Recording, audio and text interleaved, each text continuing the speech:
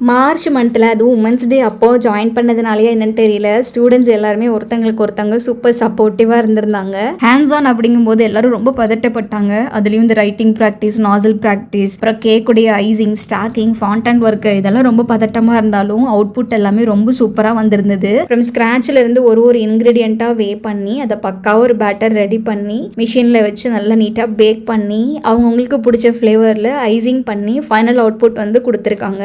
அதுலேயும் வந்து ஃபாண்டன்ட்ல எனக்கு சுத்தமாக எக்ஸ்பீரியன்ஸே இல்லை அப்படின்னு சொன்னவங்க எல்லாம் கூட ஃபாண்டன்ட் ஒர்க்லாம் ரொம்ப தெளிவாக பண்ணியிருந்தாங்க அப்படின்னு சொல்லணும். ஒரு ஃபாண்டன்ட் ஃபிகர் என்ன கூட 2 சின்னது கூட நாங்கள் சேர்த்து பண்ணுறோம் அப்படின்னு சொல்லி எக்ஸ்ட்ரா ஃபாண்டன்ட் ஒர்க் எல்லாமே பண்ணியிருந்தாங்க. இவங்க சூஸ் பண்ண தீம் வந்து இன்னாருக்கு இதுதான் அப்படின்னு சொல்லி நம்ம சைட்ல இருந்து பார்த்து கொடுக்கறது இல்லை. குழுக்கள் முறையில் அவங்களுக்கு வந்து என்னென்ன தீம் வருதோ அது வந்து அவங்க ப்ரிப்பேர் பண்ணுற மாதிரி இருக்கும்.